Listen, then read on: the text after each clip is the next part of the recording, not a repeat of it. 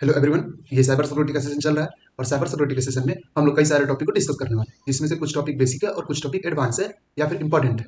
आज हम लोग पाइथन के अंदर वीडियो नंबर 6 को देखने वाले हैं, why we need Python topic को। तो चलिए बिना कोई देरी के शुरुआत करते हैं, बिना कोई टाइम वेस्ट किए हुए देखते हैं why we need Python topic को।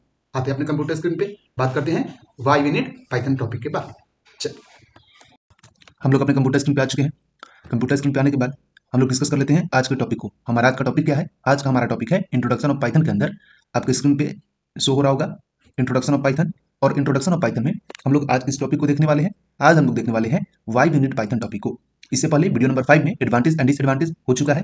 वीडियो नंबर 8 हम पहले बना दिए हैं, डाउनलोड एंड इंस्टॉल पाइथन। उसके बाद वीडियो नंबर 6 और उसके बाद वीडियो नंबर 7 बना रहे हैं, लेकिन कोई बात नहीं। ये पीसी को रीसेट हम इसीलिए किए थे कि आपको समझ में आए बढ़िया से, इसके लिए बता दिए। ठीक है, तो पहले आज हम लोग देखने वाले हैं वाई वी नीड पाइथन को, उसके साथ साथ पाइथन एप्लीकेशन को। तो बात कर लेते हैं आज के टॉपिक के बारे में। आज हम लोग सिर्फ और सिर्फ why we need Python topic को देखेंगे, जो वीडियो नंबर 6 है। इससे पहले वीडियो नंबर 5 में advantage of Python and disadvantage of Python clear कर दिया गया है, इसके बारे में बता दिया गया है, पाइथन के एडवांटेज और डिसएडवांटेज को। अगर आप नहीं देखे हैं तो मेरा रिक्वेस्ट है आप जाकर के प्रीवियस वीडियो को जरूर एक्सेस कीजिए। आज हम लोग वाई वी नीड पाइथन को देखते हैं। इसमें हम लोग सबसे पहले क्या पढ़ेंगे? Why we need Python topic के अंदर हम लोग कंपाइलर और इंटरप्रेटर को पहले देखेंगे, उसके बाद हम लोग प्रोग्रामिंग लैंग्वेज के टाइप को देखेंगे। तो पहले कंपाइलर और इंटरप्रेटर को आपको बता दे रहे हैं क्या होता है क्या नहीं होता है, कॉन्सेप्ट अच्छा हो जाएगा। तब अलग अलग तरह का प्रोग्रामिंग लैंग्वेज में क्या क्या होता है उसके बारे में बताएंगे, और क्या डिफरेंस होता है उसके बारे में बताएंगे। पहले कंपाइलर और इंटरप्रेटर के ऊपर हम लोग डिस्कस कर लेते हैं। चलिए, why we need Python topic के अंदर हम लोग किसके बारे में डिस्कस करेंगे? सबसे पहले हम लोग कंपाइलर और इंटरप्रेटर में से कंपाइलर के बारे में डिस्कस करेंगे, उसके बाद डिस्कस करेंगे इंटरप्रेटर के बारे में। अब कंपाइलर और इंटरप्रेटर, हम बार बार ये वर्ड बोल रहे हैं, ये है क्या एक्चुअल में? है क्या कि ये वाला जो टॉपिक है कंपाइलर और इंटरप्रेटर, ये हम पहले भी बता चुके हैं, लेकिन एक छोटा सा ओवरव्यू दिए होंगे। और जिस समय हम आपको ओवरव्यू दिए होंगे उस समय आपको ये बता दिए होंगे कि इसको हम लोग डेप्थ में देखेंगे आने वाले नेक्स्ट वीडियो में। तो यही वो वीडियो है जिसमें हम लोग डेप्थ में देखने वाले हैं कंपाइलर और इंटरप्रेटर को। तो पहले तो बता देना ये जरूरी है कि कंपाइलर क्या है और इंटरप्रेटर क्या है। बता रहे हैं तो अब डेप्थ में बता रहे हैं, तो बेसिक से पूरा डेप्थ में बताएंगे। कंपाइलर की बात करते हैं और इंटरप्रेटर की, दोनों का दोनों है क्या? तो दोनों ट्रांसलेटर है। दोनों क्या है? Compiler and interpreter is a translator. इतना क्लियर हो गया? कंपाइलर और इंटरप्रेटर क्या है? ट्रांसलेटर है। अब जब ट्रांसलेटर है तो ट्रांसलेटर का क्या काम होता है? ट्रांसलेट करना। मतलब क्या? कहने का मतलब है अगर हम जो लैंग्वेज जानते हैं वो लैंग्वेज अगर आप नहीं जानते हैं, और आप जो लैंग्वेज जानते हैं वो लैंग्वेज हम नहीं जानते हैं, तो उस लैंग्वेज की कंफ्यूजन को क्लियर करने के लिए हम दोनों में अच्छे से बात हो सके, कोई ऐसा मतलब किसी और थर्ड पार्टी को बुलाना पड़ेगा जो हम जो लैंग्वेज जानेंगे और आप भी जो लैंग्वेज जानते हो, दोनों के दोनों लैंग्वेज पे उसको कमांड हो। वो आदमी वहां पे ट्रांसलेटर का काम करेगा।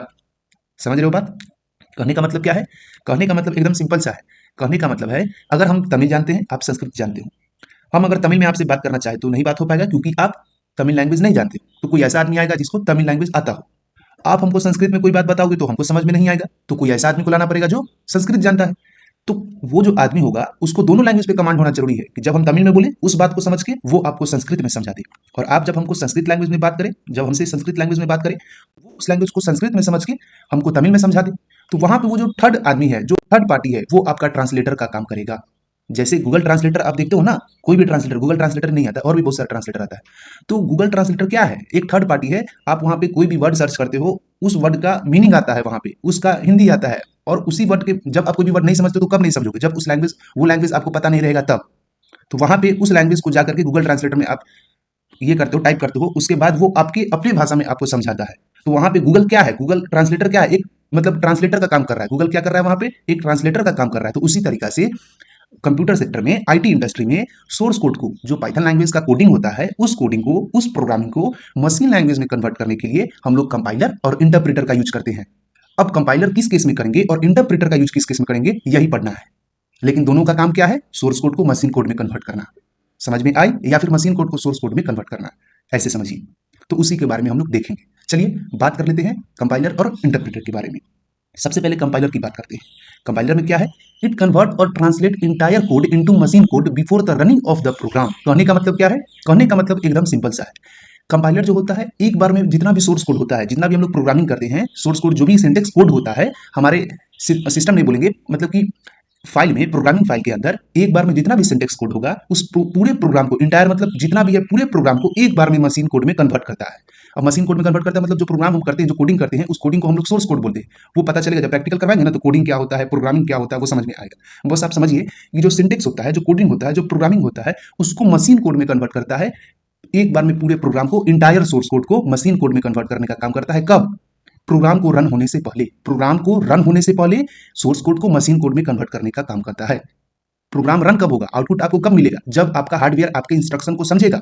और आपका हार्डवेयर आपके इंस्ट्रक्शन को कब समझेगा, जब उसको मशीन लैंग्वेज में उस प्रोग्रामिंग फाइल के कोड को दीजिएगा तब समझेगा। तो मशीन लैंग्वेज में जब तक हार्डवेयर सीपीयू को पता नहीं चलेगा कि प्रोग्रामर हमको क्या इंस्ट्रक्शन दे रहा है, तब तक वो कैसे समझेगा आपकी बात को। इसके लिए हम लोग नहीं, कंपाइलर क्या करता है, इंटायर सोर्स को मशीन कोड में कन्वर्ट करके सीपीयू को, हार्डवेयर को बताता है कि इंस्ट्रक्शन ये है, उसके बाद प्रोग्राम रन होता है। लेकिन रन होने से पहले प्रोग्राम क्या होता है, मशीन कोड में कन्वर्ट हो चुका होता है कंपाइलर के केस में। अब हम बात करते हैं नेक्स्ट लाइन की। आई होप कि आपको इतना समझ में आ गया होगा। It is the type of translator that take more time to analyse source code और हाई लेवल लैंग्वेज। ये एक तरह का ट्रांसलेटर है, हम पहले भी बता दिए हैं अभी, जो क्या करेगा, सोर्स कोड को मशीन कोड में ट्रांसलेट करने का काम करता है, एंड वाइस वर्सा, और उल्टा भी, मतलब मशीन कोड को सोर्स कोड में कन्वर्ट करने का काम करेगा। अब कंपाइलर क्या है, एक तरह का ट्रांसलेटर है जो काफी टाइम ले लेता है, मतलब टाइम टेकन है, ज्यादा टाइम ले लेता है सोर्स कोड को एनालाइज करने में, उसको पढ़ने में। अब सोर्स कोड को कन्वर्ट कब करेगा मशीन कोड में, जब उसको रीड करेगा तभी तो करेगा। अब पूरे प्रोग्राम को एक बार में पढ़ना पड़ता है तो टाइम तो लगेगा। जब होल प्रोग्राम को एक बार में आपको एक बुक दे दिया जाएगा पढ़ने के लिए तो आपको टाइम लगेगा, लेकिन अब वही बुक को आपको लाइन बाय लाइन कहेगा पढ़ने के लिए तो टाइम नहीं लगेगा, उसको एनालाइज करने में टाइम नहीं लगेगा। अगर एक बार में इसको हम आपको दे दे, जो आप देख रहे हैं अभी स्क्रीन के ऊपर आपको शो हो रहा है, इसको आप हम बोल दे आपको कि एक बार में आप पूरा समझ जाओ तो समझ जाएगा, लेकिन उसमें टाइम लगेगा। लेकिन अगर आपको हम बोले कि ये लाइन को हमको समझाओ तो इसमें टाइम नहीं लगेगा, आप लाइन बाय लाइन आसानी से समझा दीजिएगा। लेकिन एक बार में पूरा समझाना होगा तो आपको इसको पढ़ने में टाइम लगेगा, उसके बाद आप समझा पाइएगा। अब यही चीज को हम एक बार में आपको समझा देंगे तो नहीं समझ में आएगा, लेकिन लाइन बाय लाइन बताएंगे तो समझ में आएगा। तो वही बात आप समझिए कि ये एक तरह का ट्रांसलेटर होता है जिसको काफी टाइम लगता है, ज्यादा टाइम लगता है सोर्स कोड को एनालाइज करने में। अब source code high level language का, हाई लेवल लैंग्वेज में सोर्स कोड को एनालाइज करने में, उसको रीड करने में, उसको छानबीन करने में, उसको समझने में ज्यादा टाइम लगता है कंपाइलर के केस में। ठीक है, चलिए आई होप कि आपको इतना क्लियर हो गया होगा, क्योंकि पूरे प्रोग्राम को एक बार में रीड करता है, इसके कारण इसको क्या होता है, ज्यादा टाइम लगता है कंपाइलर को सोर्स कोड को एनालाइज करने में। अब बात करते हैं नेक्स्ट लाइन की। The execution time is generally faster as compare to execution time of interpreter in the same program. अब कहने का मतलब क्या है, कहने का मतलब है कंपाइलर का जो एग्जीक्यूशन टाइम होता है, एग्जीक्यूशन टाइम कहने का मतलब एक बार जो प्रोग्राम कोड हो गया, प्रोग्राम जो होता है, सोर्स कोड जो होता है, एक बार प्रोग्रामिंग हो गया, कोडिंग हो गया, उसके बाद जो एग्जीक्यूशन होता है, उसके बाद जब हम लोग रन कराते हैं तो काफी स्पीड में होता है।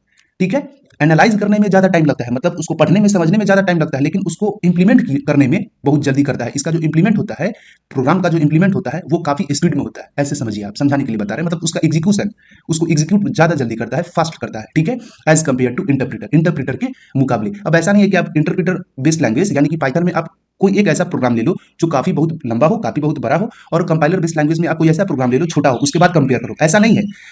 अब यहाँ पे बात हो रहा है एग्जीक्यूशन का, तो वहां पे आपको सेम टाइप का प्रोग्राम लेना है। जैसे आप लिंक, अभी तो बताया नहीं है लेकिन फिर भी आप समझिए, लिंक लिस्ट का कोई प्रोग्राम लिए और पाइथन के भी अंदर लिंक लिस्ट का प्रोग्राम लिए। पाइथन यहाँ पे कंपाइलर बेस्ड है और जावा के भी अंदर आप लिंक लिस्ट का, सॉरी, पाइथन यहाँ पे इंटरप्रेटर बेस्ड है। ठीक है, तो ये भी हम प्रीवियस वीडियो में बता चुके हैं, पाइथन जो है इंप्लीमेंटेशन के ऊपर डिपेंड करता है, कब इंटरप्रेटेड होगा और कब कंपाइलर बेस्ड होगा। अभी हम बात कर रहे हैं इंटरप्रेटेड की। ठीक है, तो मान लीजिए कि पाइथन जो है वो इंटरप्रेटेड बेस्ड है और जावा जो है कंपाइलर बेस्ड है, तो दोनों में लिंक लिस्ट का प्रोग्राम हमको रन कराना है। तो लिंक लिस्ट का जब प्रोग्राम रन कराएंगे तो दोनों का प्रोग्राम सेम होना चाहिए, तब जाके कंपेरिजन हो। कंपेयर कोई चीज में तब कब करेंगे, जब दोनों इक्वल हो तब करेंगे। कंपेयर कब करेंगे, जब दोनों बराबरी का हो, आप ऐसे समझिए, तब करेंगे।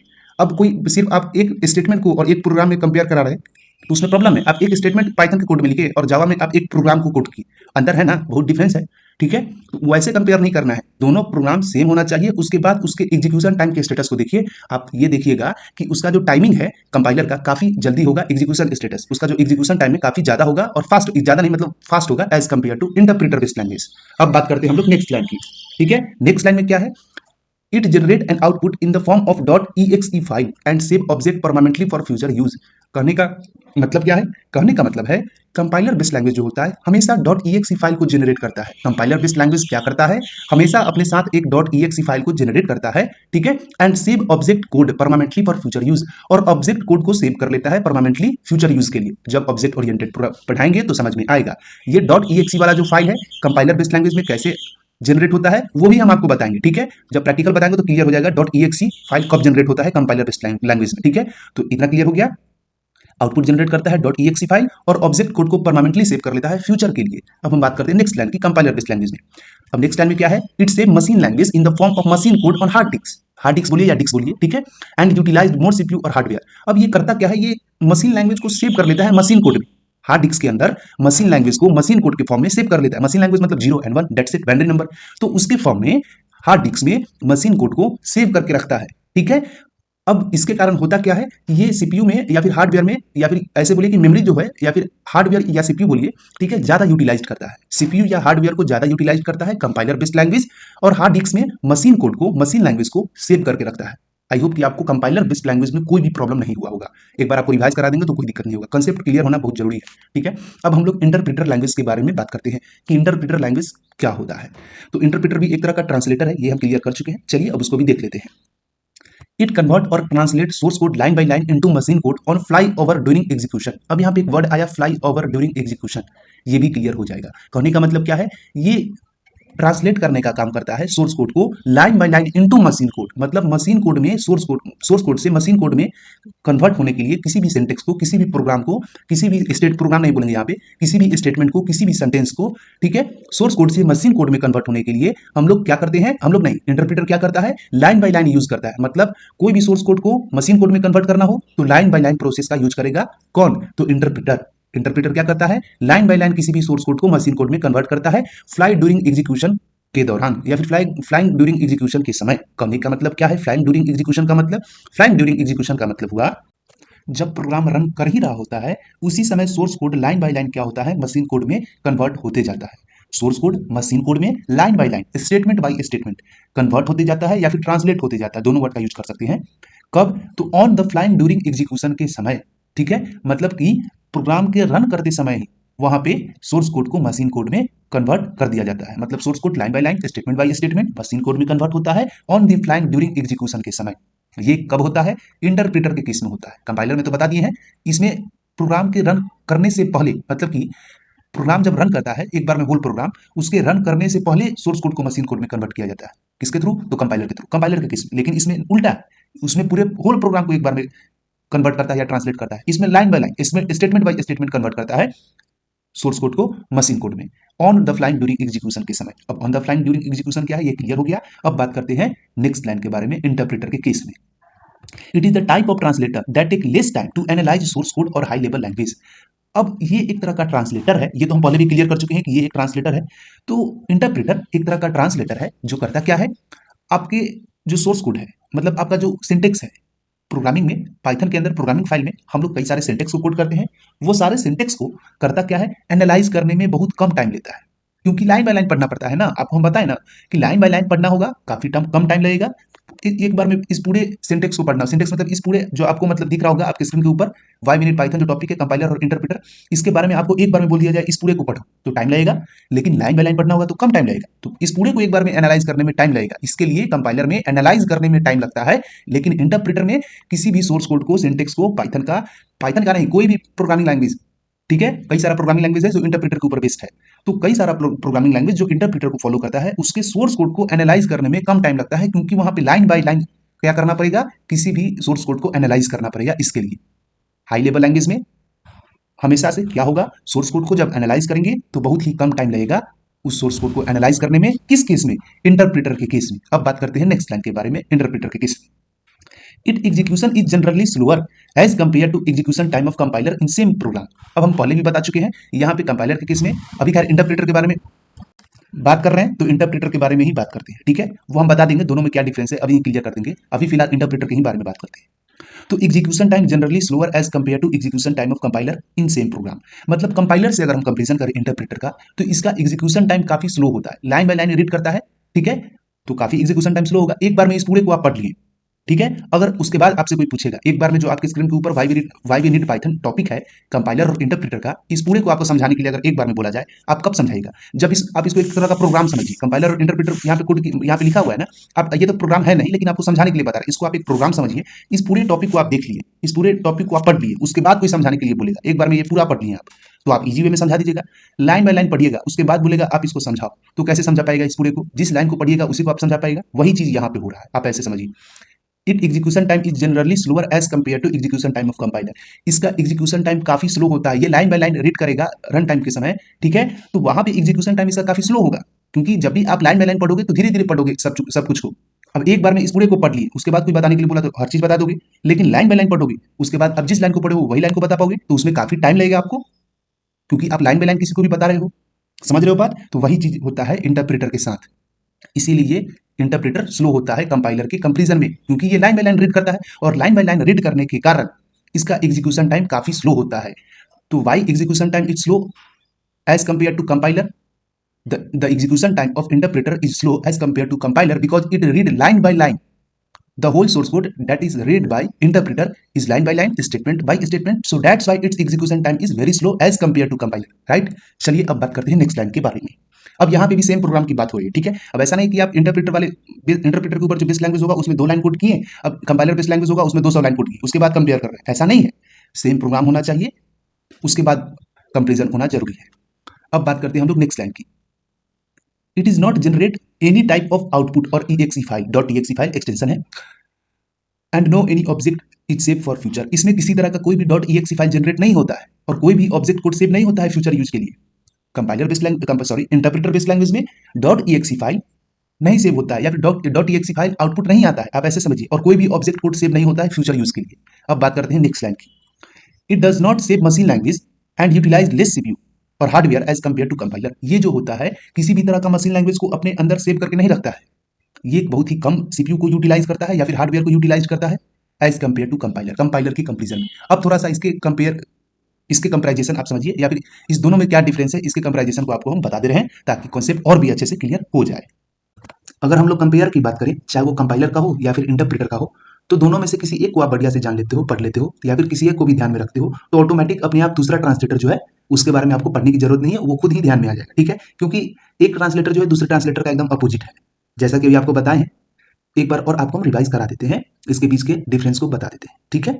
चलिए, सबसे पहले कंपाइलर क्या करेगा, इंटायर कोड को, मतलब एक बार में पूरे प्रोग्राम को मशीन कोड में कन्वर्ट करता है प्रोग्राम के रन होने से पहले।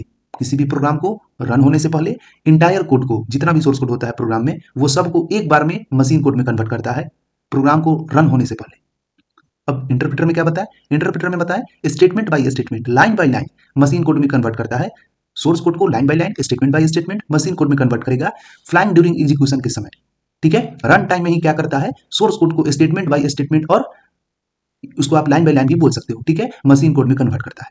अब नेक्स्ट लाइन में हम क्या बताए थे कंपाइलर वाले में, ये एक तरह का ट्रांसलेटर है जो ज्यादा टाइम टेकन लेता है या फिर ज्यादा टाइम लेता है क्या चीज करने में, तो सोर्स कोड को एनालाइज करने में, सोर्स कोड को रीड करने में, एनालाइज करने में ज्यादा टाइम लेता है। सोर्स कोड बोलिए या फिर हाई लेवल लैंग्वेज बोलिए, ठीक है, उसको एनालाइज करने में ज्यादा टाइम लेता है कंपाइलर। लेकिन इंटरप्रेटर में ऐसा नहीं होता है, इंटरप्रेटर बहुत ही कम टाइम लेता है सोर्स कोड को एनालाइज करने में या फिर हाई लेवल लैंग्वेज को एनालाइज करने में, उसको पढ़ने में, छानबीन करने में। आप छानबीन मत समझो, उसको समझो कि एनालाइज करना, मतलब किसी को भी बारीकी तरीका से उसको समझना, पढ़ना, जानना, ठीक है।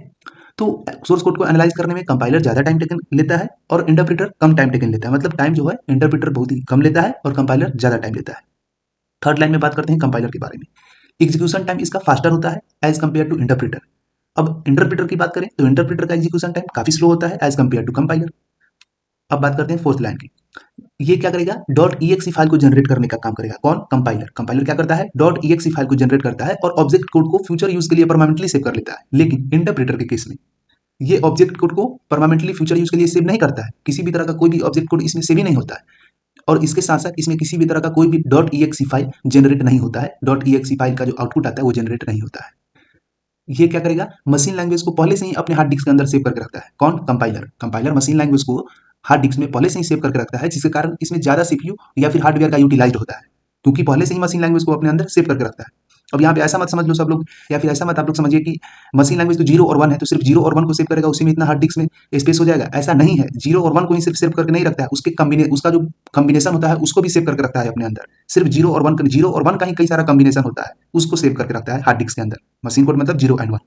अब इंटरप्रेटर में क्या है, ये मशीन लैंग्वेज को पहले से सेव करके नहीं रखता है। मशीन लैंग्वेज मतलब भाई मशीन कोड को हार्ड डिस्क में पहले से सेव करके नहीं रखता है, और इसके कारण इसमें लेस सीपीयू का यूज होता है या फिर लेस हार्डवेयर का यूज किया जाता है अगर हम कंपाइलर से कंपेयर करें तो।